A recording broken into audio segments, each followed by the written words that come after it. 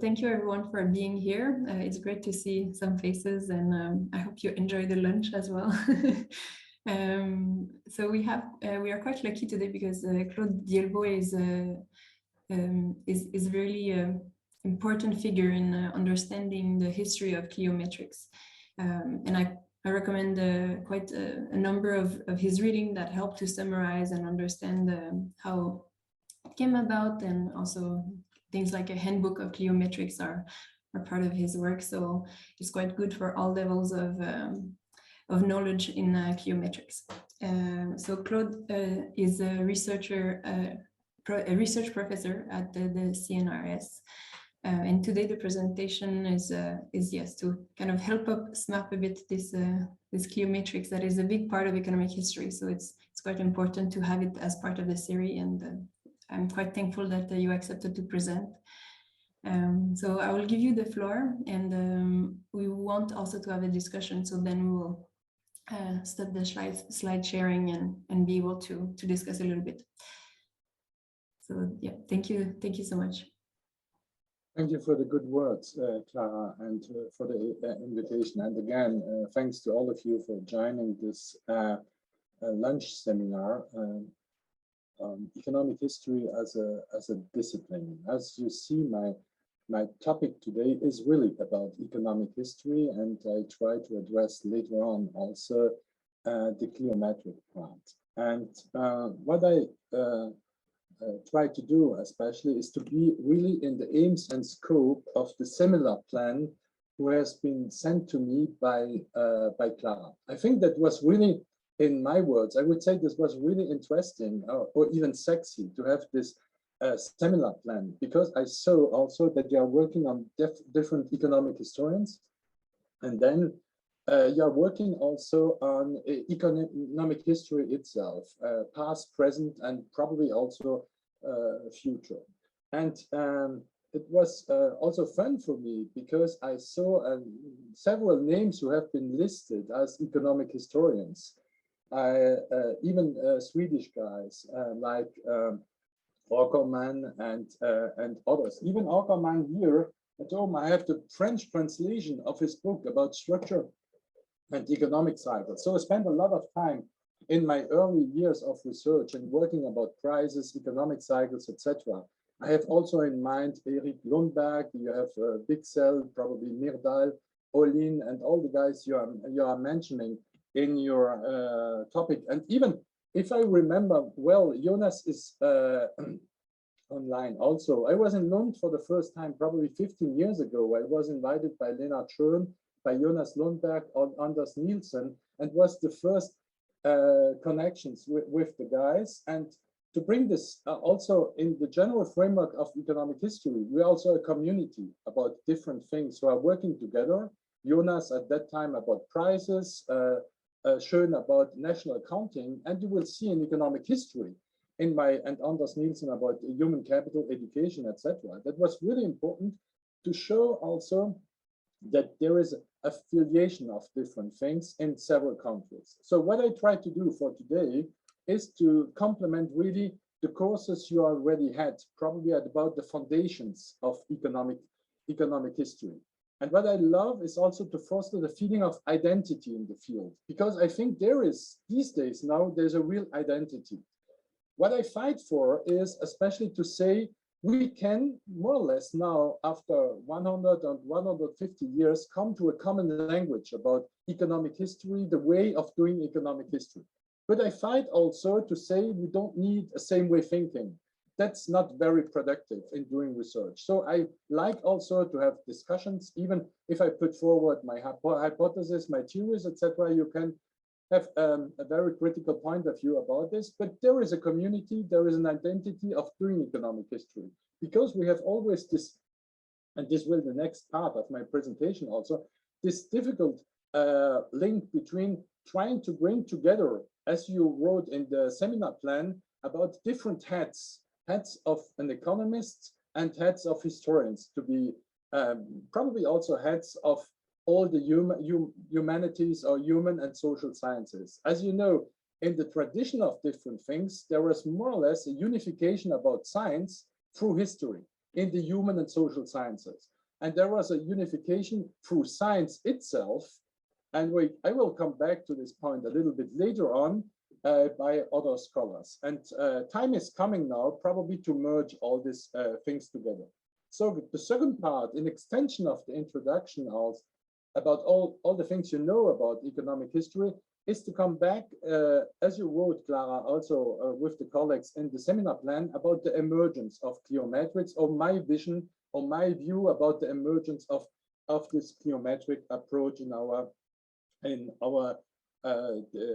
discipline. So this is my meal for today, and for the next minutes to introduce you about these different topics. And I would be pleased to have later on questions or discussion with all of you about this general framework, how you see it in the evolution about this. Am I wrong, right, etc.? I must also say in quite 30 minutes, it's quite impossible for me to give you all the elements of proofs to what I put forward. But anyway, this could be done later on. And I told also to Clara, Clara has already my PowerPoint presentation.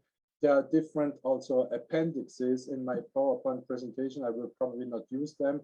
If you are interested, so Clara, don't hesitate to circulate the PowerPoint later on after my presentation. So the big deal, I think, since economic history is doing economic history, or we are doing economic history, is the dilemma between verstehen und erklären, between understanding different things and explaining different things. Again, you must see my presentation with the two heads, the head of the historian and the head of the guy who is doing economics in the traditional way of doing. And sometimes there was always such no way of discussion between the disciplines. And I think that's coming back from generation, that there is always such a dilemma, a fight between the disciplines.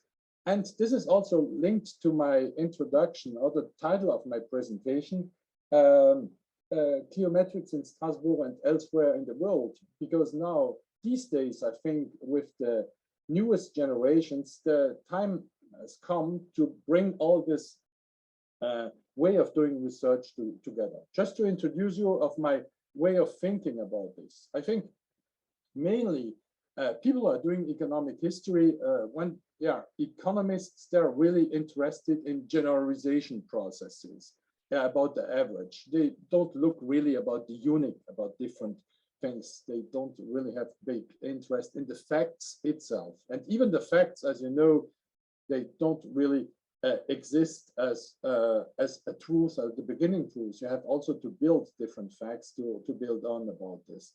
And later on, if we as economists want to be more precise about different things, we use empirical biases, you know, about the debate about exogenous and exogenous shocks. And then most of us, we are looking about theories and models and use them as synonyms.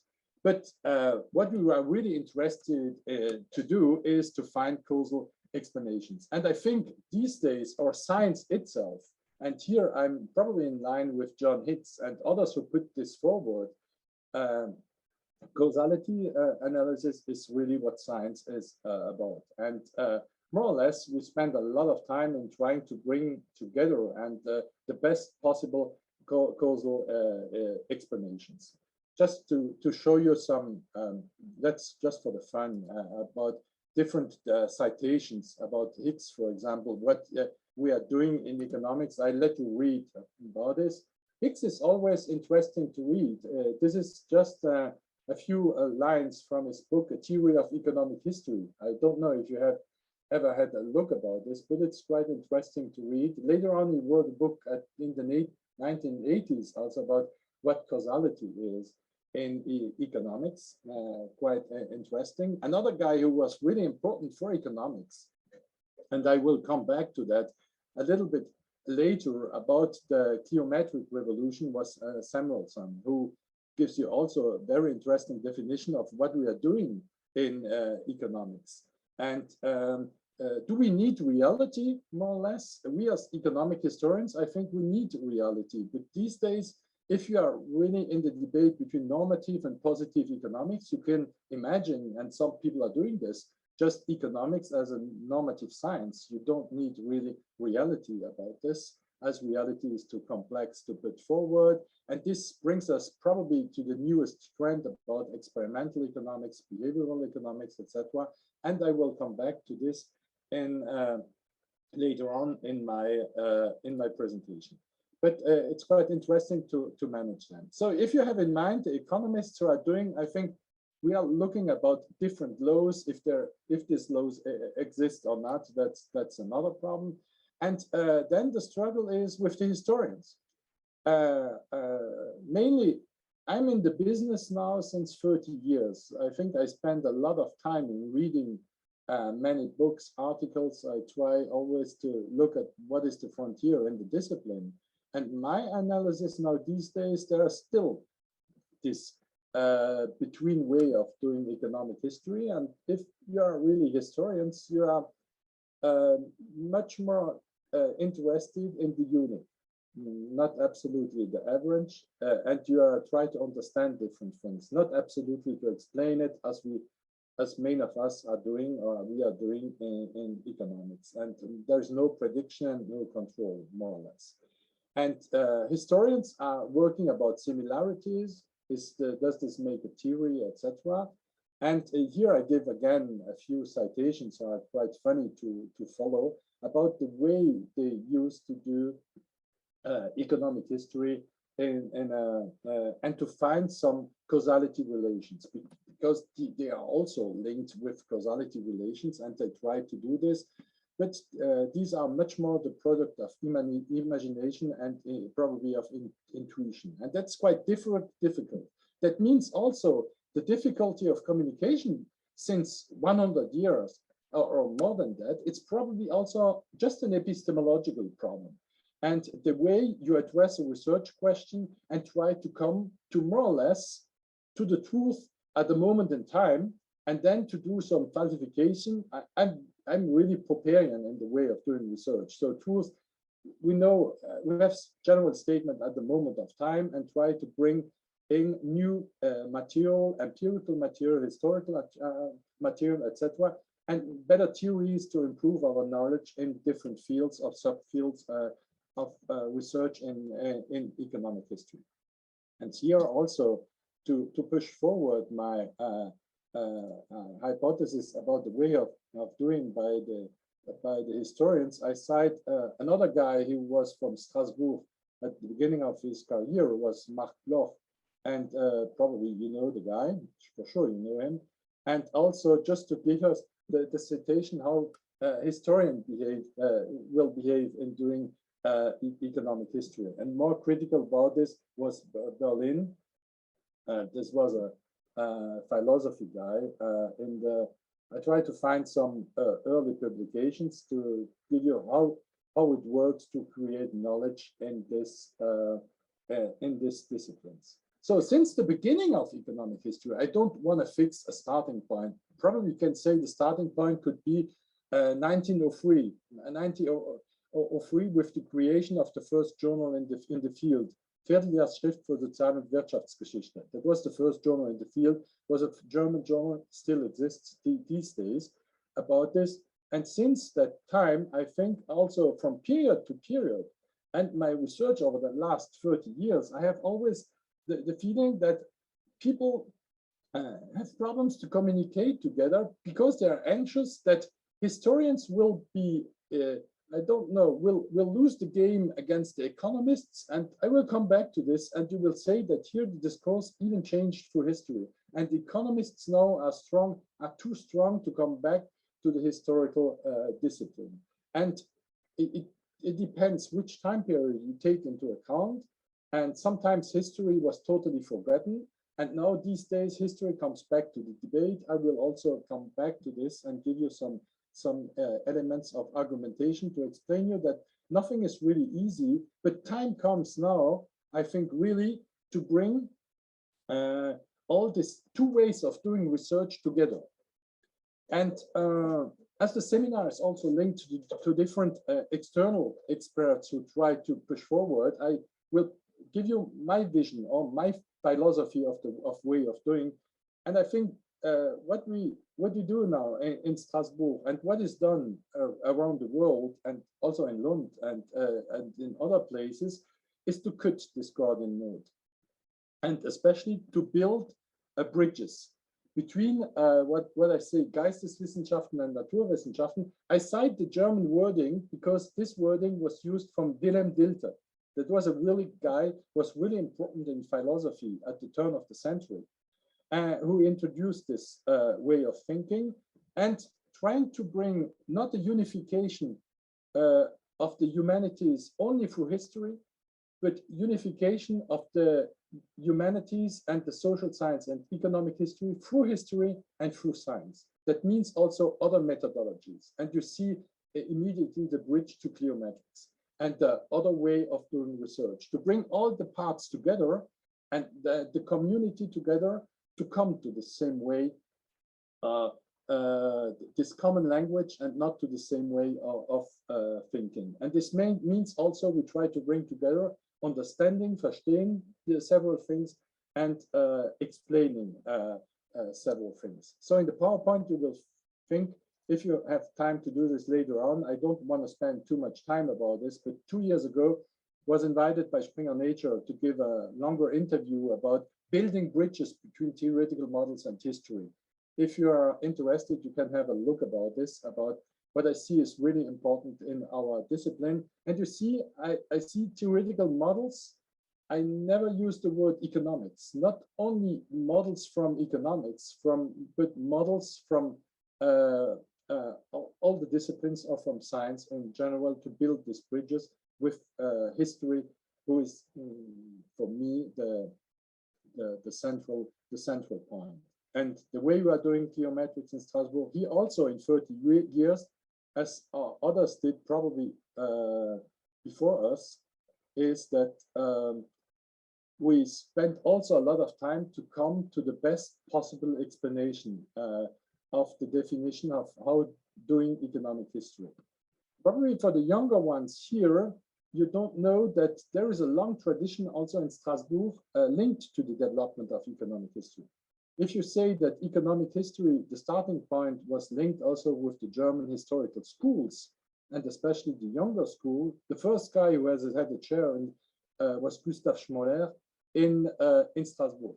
He created the younger historical school, and later on Marc Bloch and Lucien Febvre with the Annales school, were also there in Strasbourg. So there's a long tradition. I cannot give you the complete history about this. If you want to know more about that, I can answer your questions maybe. But more or less, a lot of people who spent time in Strasbourg and worked on cliometrics, we are in the affiliation, more or less, in the tradition of this this way of doing economic history, but unification for history and the longue durée, the long run, but also unification for the other sciences. So not to be anxious to use different theoretical models from economics or other disciplines, and metrics, just to give another vision and to be as close as possible about what reality is and how to produce knowledge. Later on, we came to several definitions of what economic history is. This is a process over 30 years. And I think these days, the best definition of saying what is economic history and what are people doing in cliometrics is the last point about the combination of causal explanations embedded in economic models. This doesn't mean that history has, that economics was much more important than history about this. But I think the main important point is to come back to have our explanations, not only the narrative, but really to link to different theoretical models or theories with counterfactuals or not. This is not so important. And to look at the importance of various causal factors believed to have been operative in given historical situations. This is what is doing now these days. And here also, I have a slide about this, what people now try to sell with a sexy word. It's much more complicated than that. When they speak about the natural experiments and other stuff, you know about this, probably about this literature. So I think this is the way it goes over since the beginning. This different ways we all want to do economic history in a good way, but now I think we are ready enough to really to merge the historical approach. That means also a critical analysis of the sources, going back to the archives, to doing really the work as a professional historian, but also to try to go a step forward and not only to build our databases, to get in and even to go further and to build theories, to move from the from the unique to generalizations, to put the knowledge at a higher level. And this is probably the deal, and this is what Cliometrics these days try to do, even if some people are less convinced than others. So there are different turning points to come to this situation in the long run. I addressed already the problem of the Methodenstreit. And the Methodenstreit, this was especially in the 1870s. If you go back to really what was important for the development of economics or economic science, it was this debate between the Austrian school and the German historical school. Should we use theory to build our knowledge? And that was the debate about induction, deduction. Should we, how is the best way and to build knowledge in economics?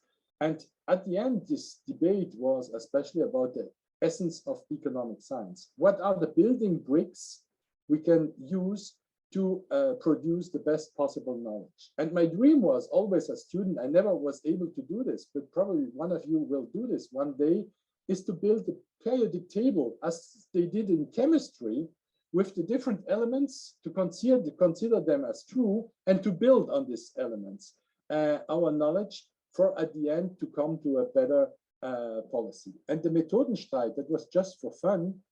I don't know if you have any German, you can check this. And at the turn of the century, the end of the 19th century, the enemy of economics, and as Karl Menger would say, was really history. They were anxious. They were anxious that history will develop too much, and that what becomes later on the neoclassical school of economics will disappear. You know that the neoclassical school won the game and become very famous to introduce much more theory in the field. And theory was really important at the first step until the Second World War, and then onward.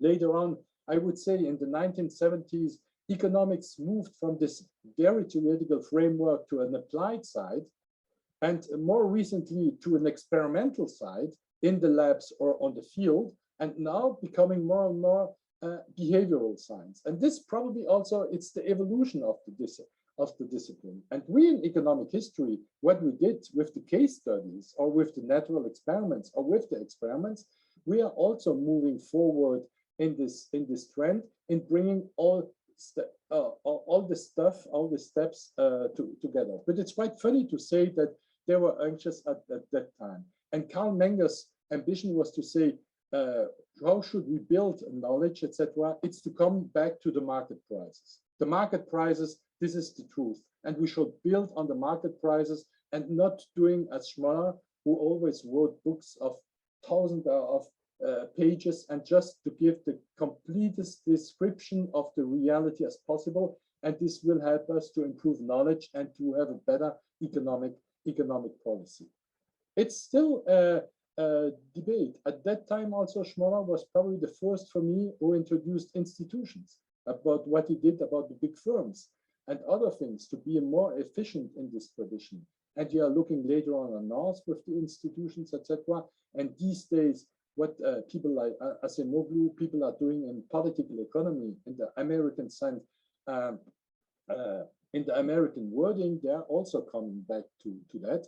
And I'm always a little bit frustrated because I think each generation is reinventing more or less the wheel and forget a little bit the forerunners who did this. But this is probably much more my frustration about this, and I think a lot of stuff who is presented these days are as new is not absolutely as really new, but anyway, it's how it goes. And the later turning point was really important also for the development of economic history, as you know, is the creation of the statistical institutes. And here just I mentioned the NBR by Mitchell in 1920. And Mitchell was also interesting because at that time, all these guys published a lot about economic cycles. And I mentioned at the very beginning the Swedish guys about Erik Lundberg and also Johan Ackerman and others who worked about this. It was quite interesting, but it became really important because it was the first time, more or less, we decided to bring all the databases together and to work about this databases, probably to explain much better economic cycles and growth. And the tradition also in economic history is to understand the growth process through time and space. And there is also such a past dependency about these scholars. A busy time for me was the 20s and the first 30s for economic history. If I remember well, in 1927, the Economic History Review was created. And it's quite funny that in one of the first issues in 29, you can read Werner Sombart. I don't know if you know Sombart, but Sombart for me is the forerunner, the biggest guy about what capitalism is. You can read all the stuff he did, probably only in German. And this is also a missing point because for me, economic science before World War II is the world language was German, more or less, and all was translated in other languages. After World War II, it became English, and probably this is sometimes difficult because few people come back to the early writings in the German language. So that was quite interesting. And in the Economic History Review, the first issue will say economic history is history. Has nothing to do with economics. That was the statement. On the other side, Sombart put forward in 29 that the famous phrase about no theory, no history. And sometimes, you know, the history guys have problems when you introduce the theory point. In 1929, you have also the creation of the Annales School by Bloch and Faber, who became famous later on with Fernand Braudel, who was editor of the journal over 15 years. And then was a change especially in Europe and in France at the beginning of the 1970s, as they decided especially to drop all the economic theory and the metrics from the curricula in the teaching economic history. That could be interesting to see this in other countries, but this was quite challenging because they had the vision in extension to become autonomous from economics and history to create economic history. That was the case also probably for the Swedish case. In Spain, you have this. Even in the US, go to the LSE, you still have a Department of Economics and the Department of Economic History. And sometimes the communication between the departments should be easy, but isn't so easy as it should be. And Econometrica is also, for you as younger guys, just read the first issue of Econometrica, 1933. The ambition really of Econometrica was, what is economic science, is to bring together theory, history, and statistics. And over decades, history has totally disappeared from economics. And this was the challenge has been put forward in the first issue of Econometrica in 1933 by Ragnar Frisch and by Tinbergen. Even Schumpeter put this forward, and I think Schumpeter never published any equation in his life. But he was also one of the founding fathers of Econometrica. And later on, in his several books about the history of economics and the business cycle book was really become famous, he always put forward that really what economics is the mix between theory, history, and statistics. So if I go further, I would say really what what the essence is of economics, it's cliometrics, because cliometrics really tries to bring together this theoretical part with the historical part and the metric part. But this was really challenging because Econometrica was really a main journal, leading journal from that time onward. There were several historical papers at the beginning that it disappears totally.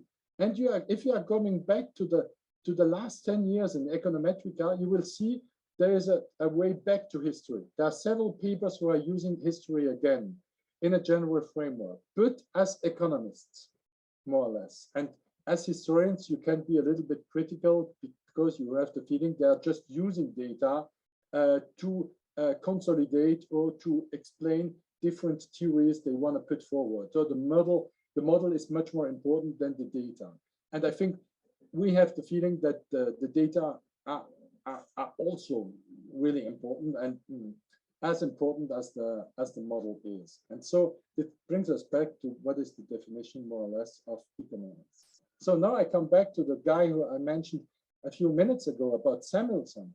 His book about principles of economics, who was published after the World War II, was also really important. But this made a shift between economic science and probably between economics and history, because he introduced the first modeling exercises, and economics became theoretical, really model organized. And in the US, when I discussed with the colleagues in the US, they decided more or less, they had a survival strategy to accept or to reject in economic history. As you know, economic history, and most of the guys who are doing economic history and cliometrics in the US, they're all trained in economics. And later on, they have a second best, probably in economic history. And they decided to move to economics. And this was not absolutely the case in several European countries. I could give you the example in Germany or even in France. In Germany, for example, you can have at the same university, you can have a chair of economic history and you can have a chair in historical economics. The one is in the Department of Economics, the other is in economic history. And just from an epistemological way of doing or the way of addressing the research question, there are differences. And I think now time comes with the digital revolution, with other things, even if digital revolution, it's again, they are doing now what a lot of people in economic history did 50 years ago. But it's good that the trend is becoming more and more important. But the main topic is not only to build databases together, but it's also to do something with these databases and to bring forward different theories that could be discussed. The cliometric revolution came, it was in extension to that. As you know, Kuznets was really important, as Kuznets with the NBR was the guy who bring money to Europe to help the European guys in economic history to do the retrospective national accounting job. In Germany, Walter Hoffmann did this. He produced the German GDP. In France, there was Toutain with Marcesti, Peru. You know them probably by name. In UK, it was the same with the first national income evaluations with Dean and Cole and others who worked about this. They have been really important. And probably the work has been done. This is also in Sweden. The guy I want to cite here was really important to created nice time series, and probably this is also in your seminar plan, was Lena Schön. Also, he was really important about this in bringing this material together. And the beginnings of cliometrics, that was really in the first conferences, was the guy from national accounting with the guy in economic history who moved together. This was the first conferences together. To come back to the national accounts, this gives also sense to what Kuznets did, to build the national income in the US. And still these days, this building national accounts, that means also a theoretical framework. If you want to have national accounting, there is a theoretical framework behind this before you are doing any empirical work. And later on, as you know, Vogel was a student of Kuznets, and we moved forward with different famous papers by Conrad and Meyer about slavery, about and all this had a real impact. But the money came for the development of cliometrics, this quantitative economic history, I would say in Europe, there was much more debate about the introduction of quantitative economic history. Some people had problems in using the term cliometrics. And I think even these days, some people have problems with the terminology. They don't know really the difference between what is economic history, historical economics, cliometrics, etc. And there's a confusion, more or less, for some scholars who are less aware of what is going on. But this tradition was really important for the development of quantitative economic history, later on called cliometrics by the US guys. And in 1993, as you know, Vogel and Nance received the so-called Nobel Prize in economics. And I give you just a citation of what has been written at that time by the Swedish Academy of Science. It's also, they got it as pioneers for a branch in economic history called Cliometrics. And the introduction to economic theory, quantitative methods, testing, counterfactuals, and trying to explain economic growth and decline. And this brings us back also to the very beginning. They really try to understand different things, but also to explain it with different modeling exercises. And could you imagine in different faculties, as I told you in France and other countries, even if since the 70s, you have no more teaching in theory, no more teaching in metrics, etc., just in narrative or cultural history, etc., you have no interest in all this way of doing research, but you lose a lot of things. And on the other side, at the same time in the economic departments, I see this in my department, or the way I have been trained. I had statistics 1, statistics 2, econometrics 1, econometrics 2, mathematics 1, 2, 3, and no course in history of economic thought, no course especially even in economic history. So that was also my fight, to come back to the very origin of the definition what economics is. If economics is just a technique, okay, that's probably a way of doing. You can do this if you have the background about the history, about all the context, about the knowledge about what you are studying. But as a young student, if you don't have this, if economics is just a mathematical exercise, it doesn't make sense. It's difficult to publish. So, but this has also a long tradition if you come back to that.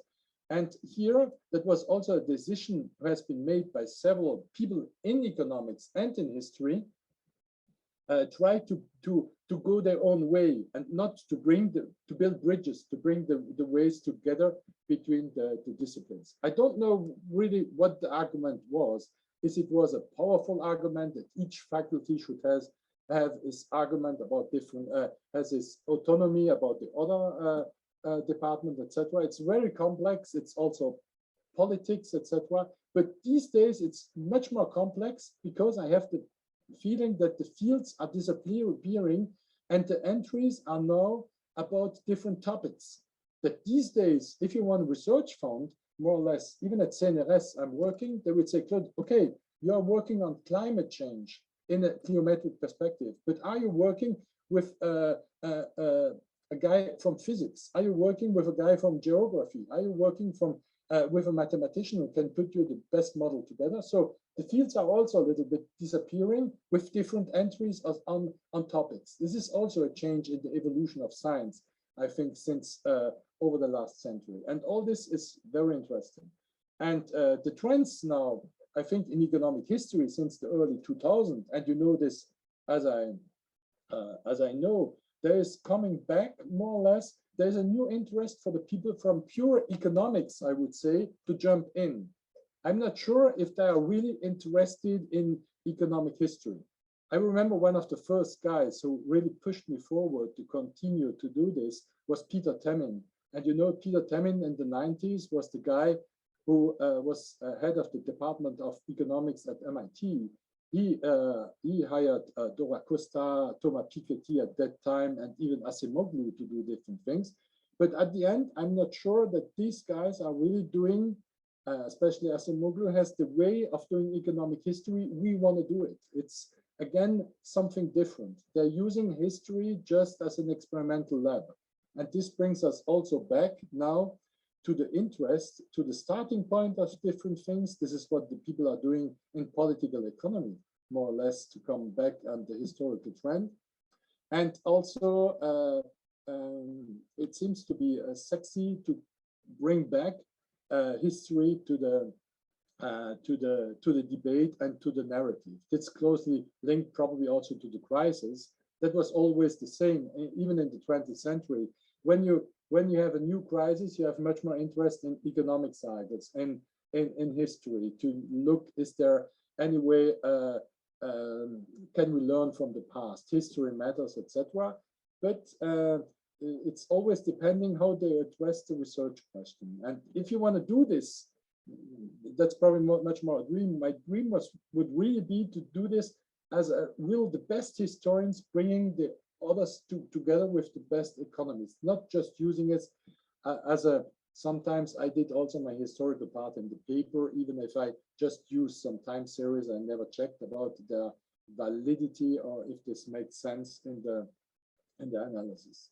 So the key learnings, as you know, since sorry to interrupt, it's super fascinating, so I feel a bit bad to say this, but there's a bit of a little time warning, so but please continue. But I can yes, I was really, should I stop? No, I tried to see be that, quick. yeah. Yes, as I told you at the beginning, I always know when I start, when I really start, it's quite much more difficult to stop. But anyway, the key learnings, but you know about this. I will be quicker for the last part to give us 10 to 15 minutes for discussion about the key learnings from the economic history or the cliometric revolution these days. I already addressed this. It's really to avoid to do economic history without economic theory, to bring all this together. The proper way of doing the best possible causality modeling. As you know, Angrist and Pischke, you can read this. The Fourier's 5, they use now the way of doing metrics these days. Read their work again. This is also the way of doing. I just want to come back about the definition for me. Sometimes this is also my link as editor. Cliometrics is not applied economics. We need really the historical part with the narrative and the context analysis, etc. It's not only the wrong one, it's much more than that. Economic theory, etc., with measurement. And what are the sources of economic growth? This has always been the main important part of the analysis. Key learnings too, you saw this also, the introduction of all the possible metrics, quantitative methods in social sciences. These days, over the last decade, there were recent advances in network analysis, machine learning, image, time series econometrics, better ones, etc. You know also about this. This is also improvement for the development of economic history, new tools to help us to progress in the series. Geometrics as experimental economics. This is also was really for me important because economic actors are not passive, so you can introduce game theory, natural experiments, etc. Pure mathematics, no. Linked with physics, I think that makes sense also with what I told you about the Geisteswissenschaften and Naturwissenschaften, human and social sciences and natural sciences, to have the best way to explain how the system works. And biology, you have also a lot of papers where in an evolutionary perspective about this. And there's a really wonderful trend about institutions. It's designing optimal institutions. It's much better, I think, with a theoretical framework than just describing the world. And this is how it goes these days. Producing new time series is important, counterfactual, and to kill the myths. What I say always, there are a lot of myths in the discipline. You can come back about, this is very Popperian.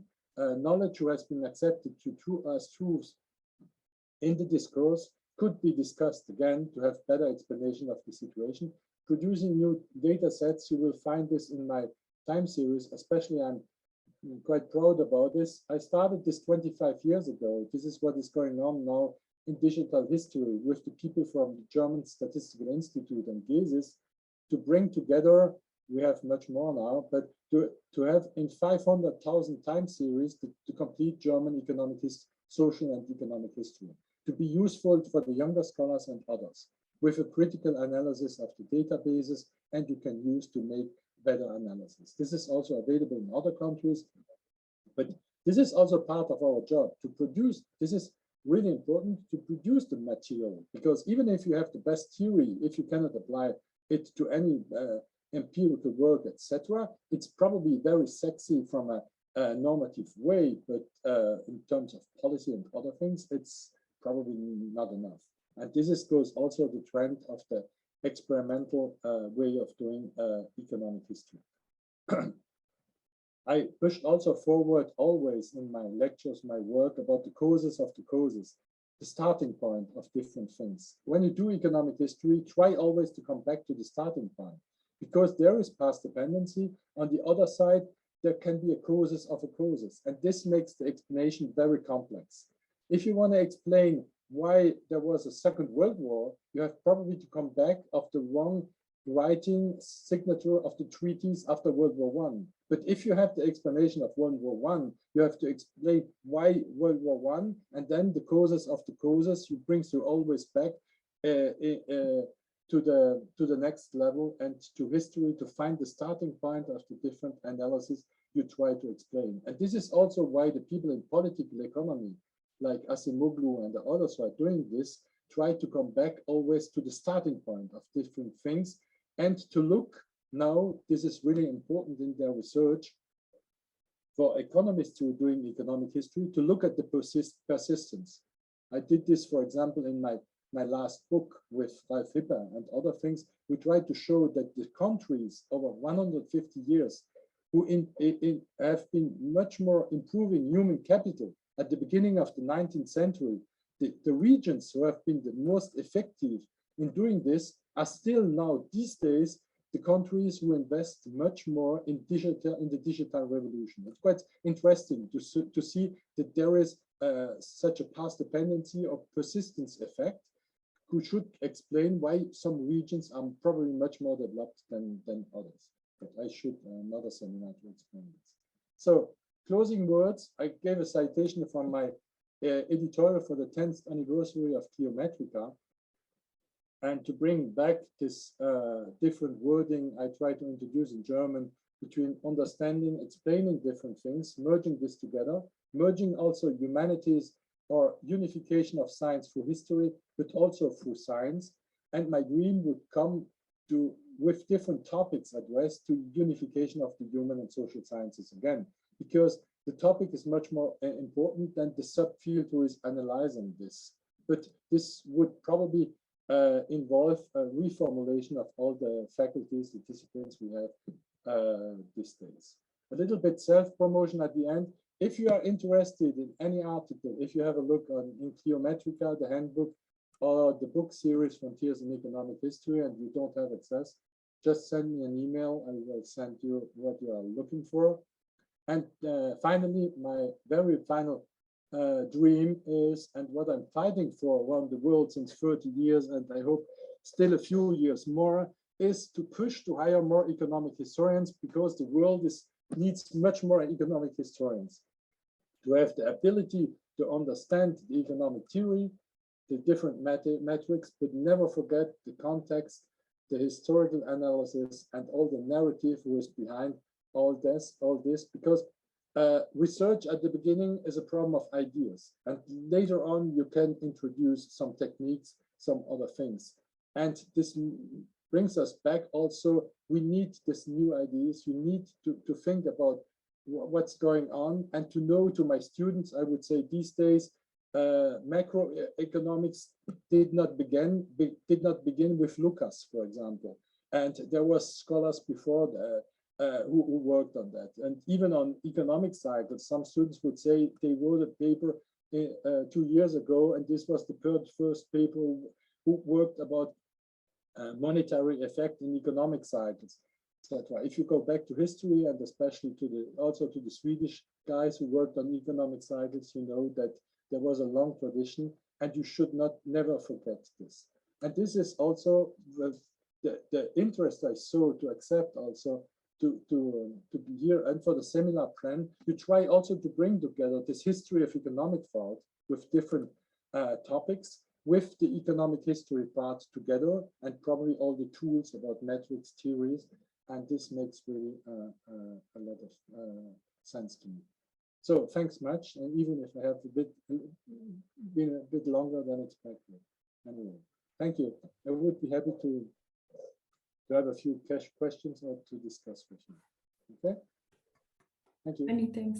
It was a great presentation with a really interesting overview on the evolutions, but also on how to deal with these, exactly as you said, these kind of two hats, and how to unify and what kind of tension. So thank you so much. It covered a lot of information. I'm certain there are questions. So you can write them in the chat or raise your hand, and then we'll assign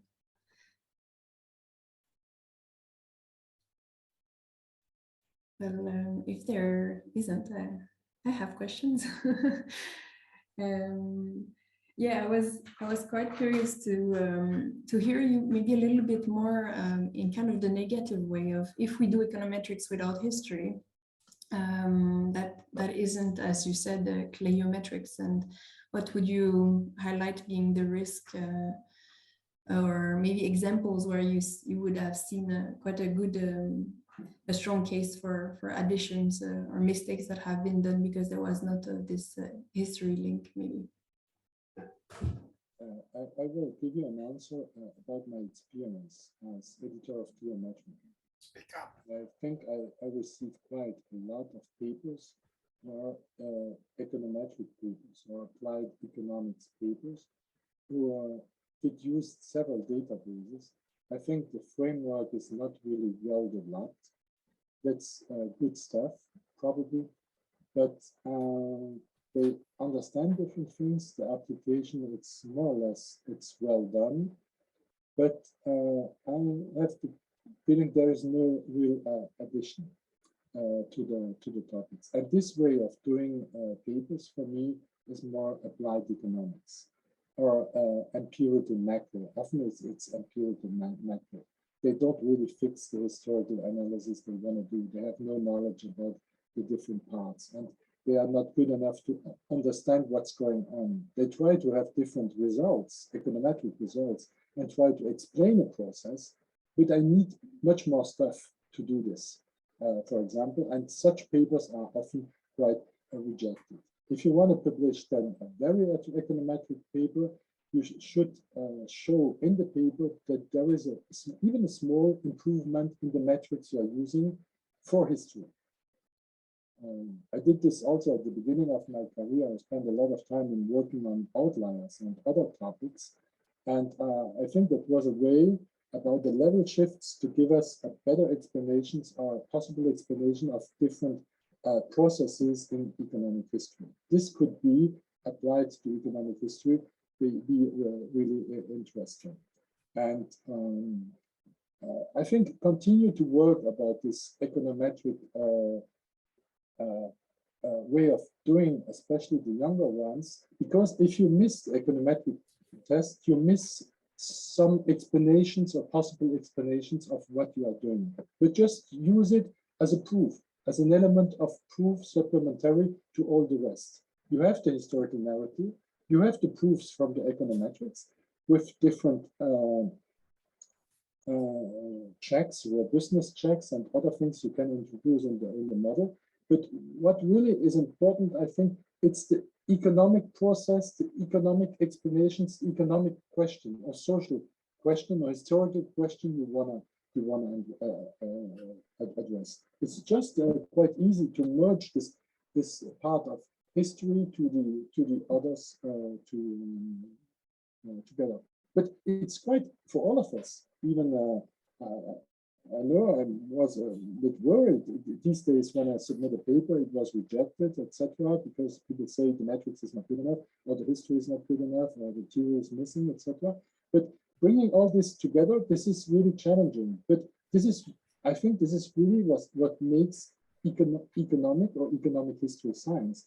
And this is what we are fighting for. Because if you are in the Department of Economic History, if I'm doing economic history, I'm convinced that the best way to come to a frontier to produce knowledge is really to bring together with, as I told you, no theory, no history, with a theoretical framework, and then have the empirical material or the material, the historical material. You build it yourself together. This is a lot of time.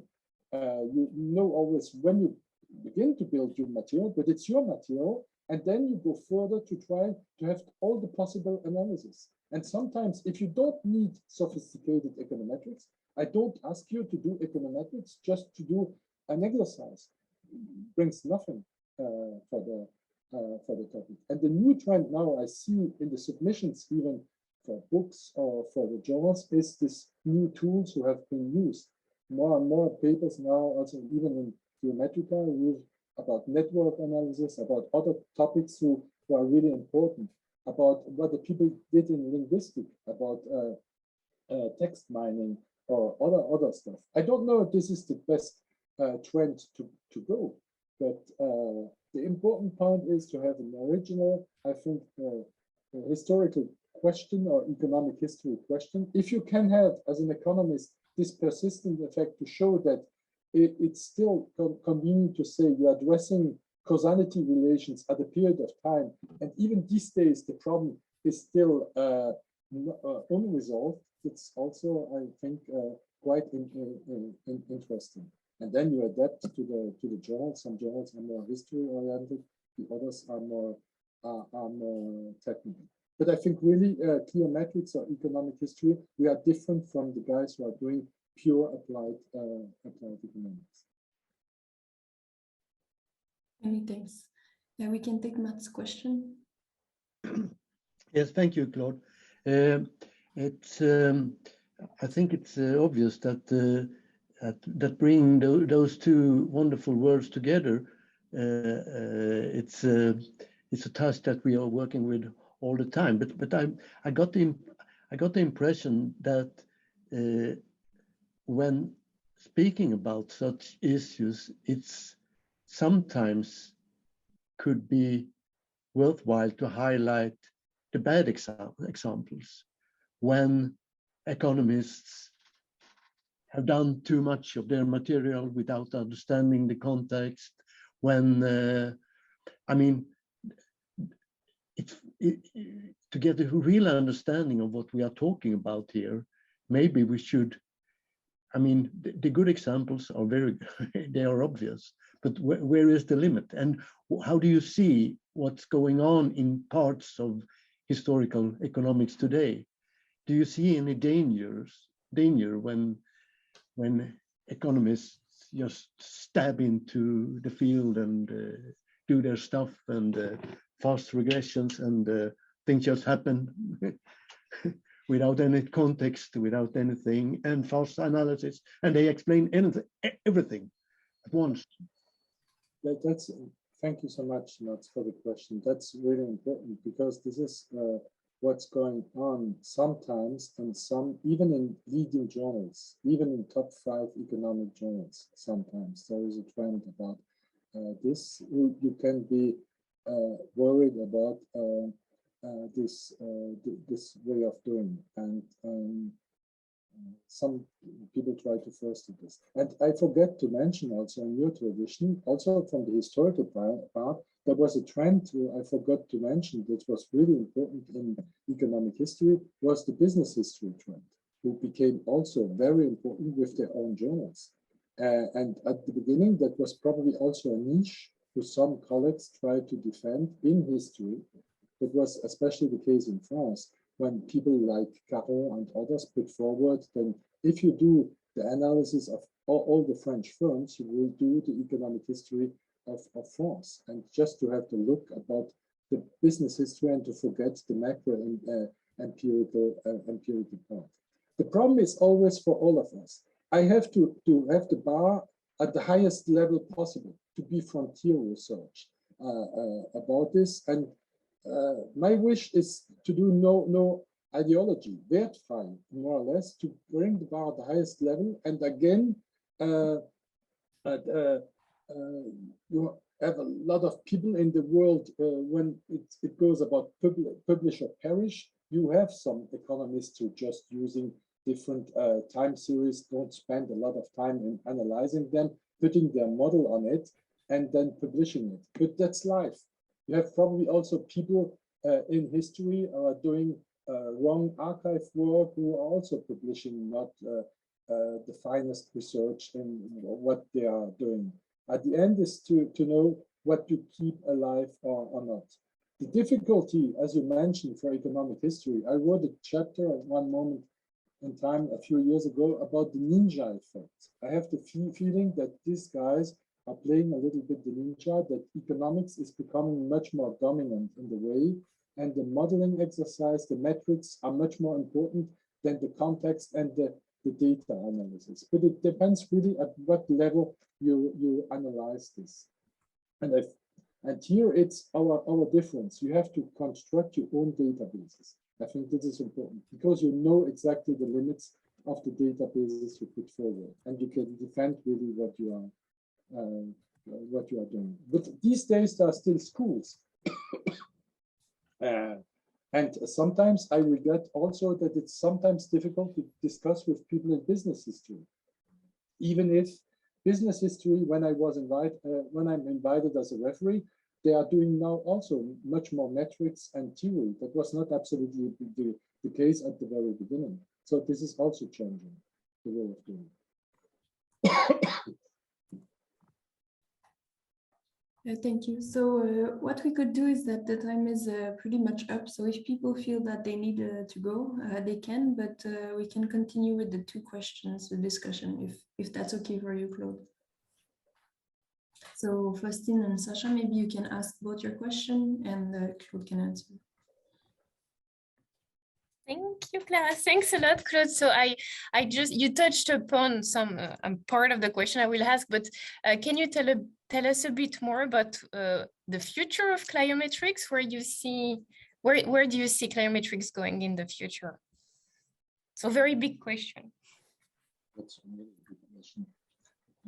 I could say, look at the Oxford Encyclopedia of Economics and Science. I wrote a chapter on this, and you will have an answer on that. But more seriously, I think we progress year by year as economic historians. And Claude, it's difficult to hear you. Oh, sorry. Yes. We progressed year after year, I think, in cliometrics, in using more and more as a starting point models, and try to be as good as possible in the databases, but this has been done over years, so I don't see really improvement about this. And now the trend is becoming much more important, is to come back to build these natural experiments about different phases. And I think one trend is really important is, if possible, to link the past, the present, and the future, and try to give some scenarios for the future. But in doing so, we are much more economists as historians, because a historian would probably never give any prediction for the future as we try to do in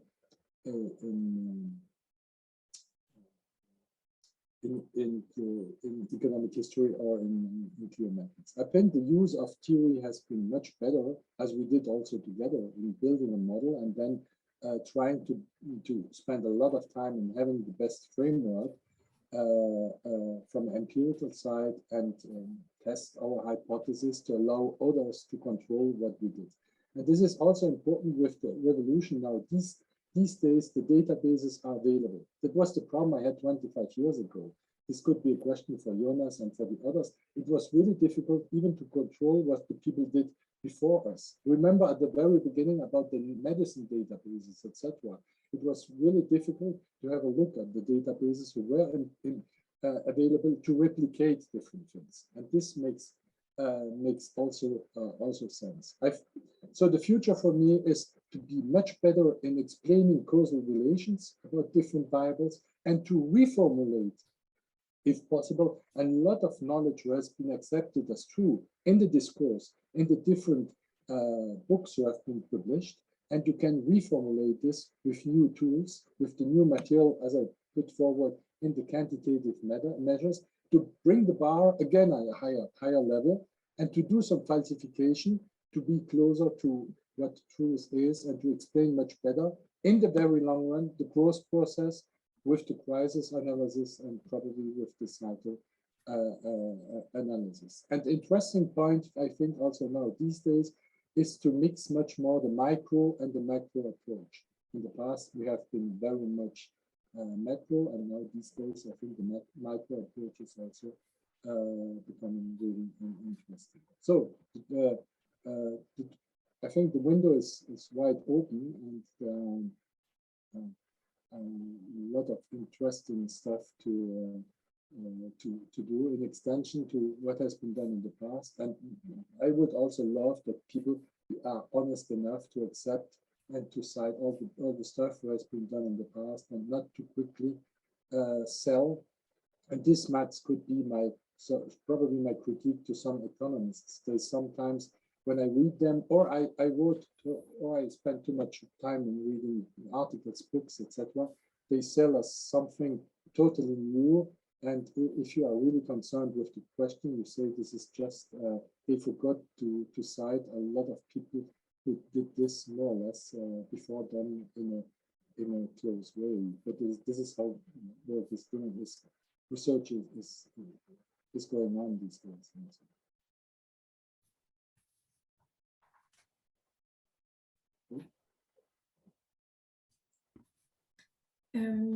So Sasha, you had your hand up, but not anymore. Is it that it's resolved?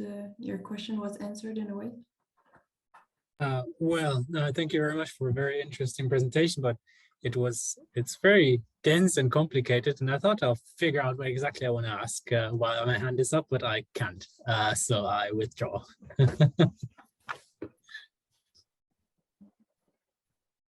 So we also had another question, but there is some technical issues, but it might come in the chat, so we can... I can try to speak if you can hear me, but it's just the camera is not working.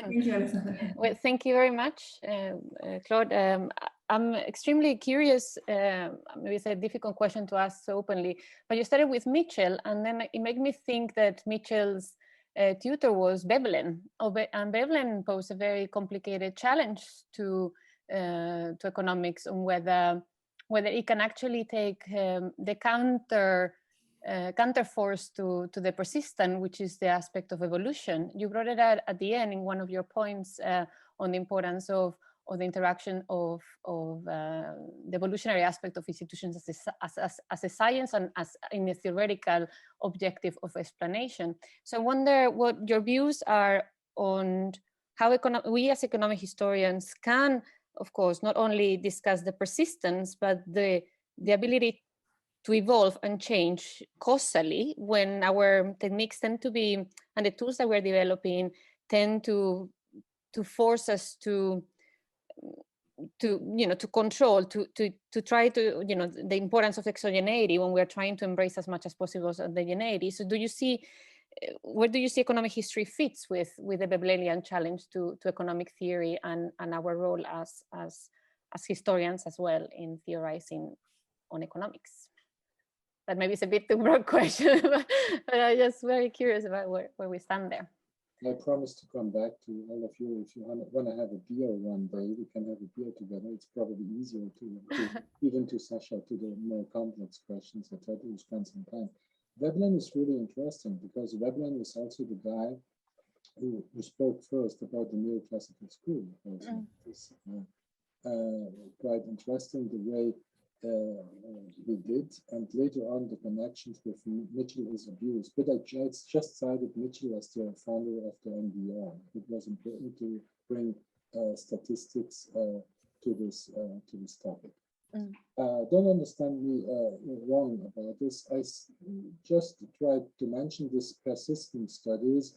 It's quite interesting now for all these guys in economics who are doing economic history or historical economics. This is the hot topic these days. They would say an extension to the famous AR paper, and the most cited paper in the 21st century is probably the Asimovia paper.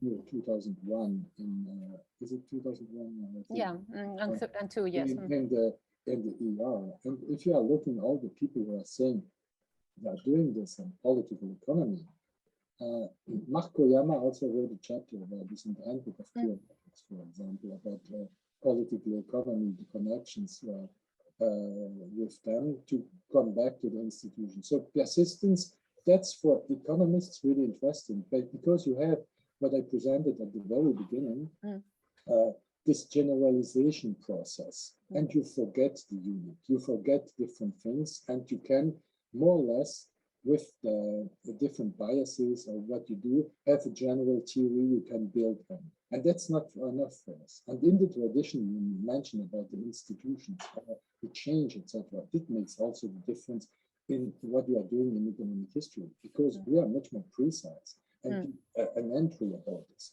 We are not just interested in giving the generalization of the process. And here was my point to say, if we want to do economic history as good as possible, or what I say as cliometrics, is bringing these two approaches together. For example, the economic approach is just saying persistence and forgetting all the changes, the details, etc. To say more or less, in my PowerPoint, you will see this as I put this forward about, I give also one slide, I had not the chance to present it, about Kant, about the physics revolution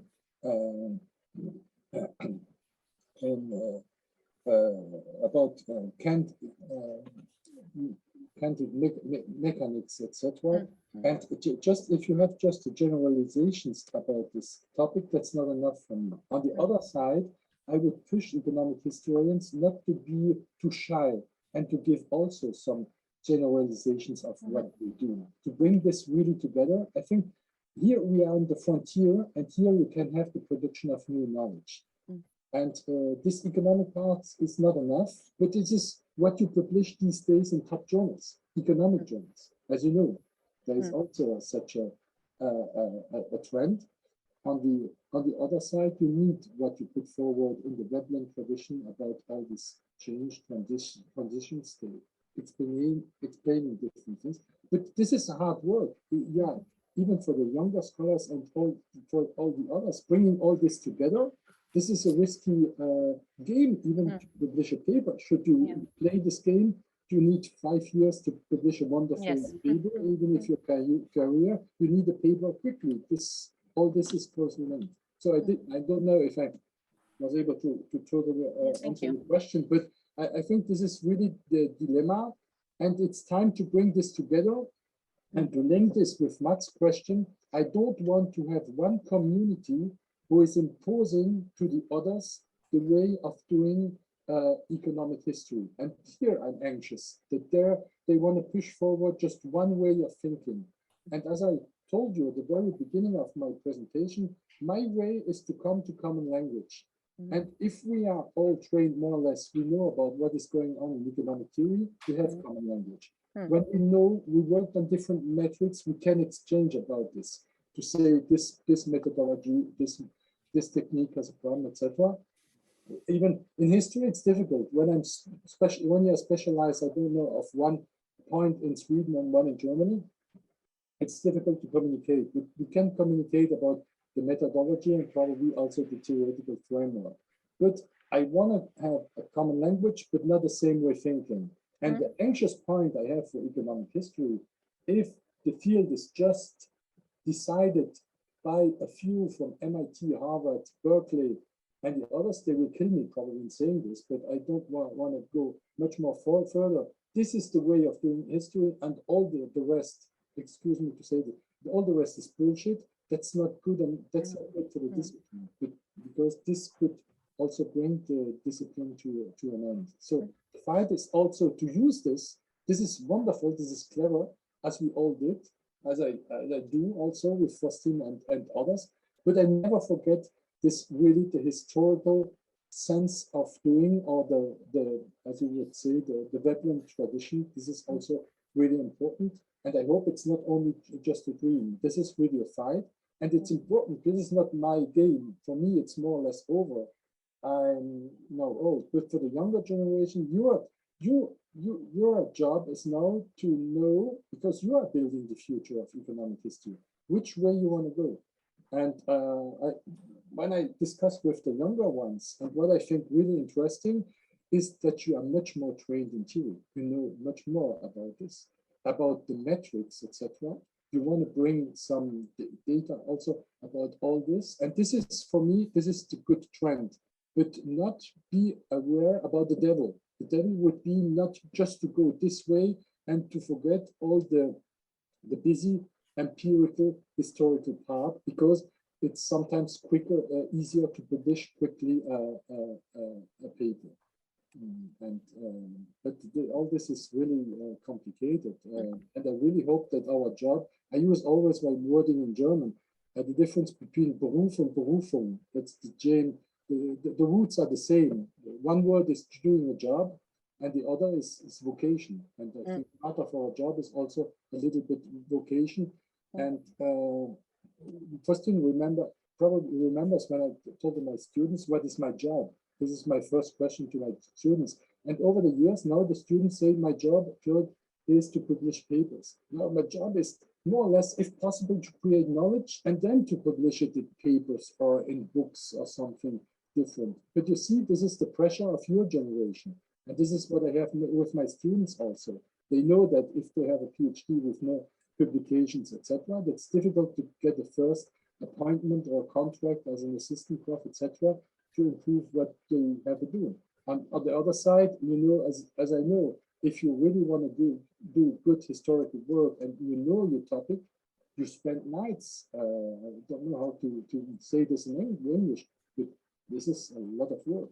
And this should be also pushed forward. So it's in your hands also to decide what the future is. So I would just suggest continue to do theory, the best possible metrics to prove, but never forget this historical part, because this makes really sense what economics is. And for me, really, if I'm an advocate for this, I come back really to the first issue of Econometrica, when the guys put forward in 33 to say really economic science is bringing together theory, history, and statistics and metrics, all this together in a general knowledge, if possible.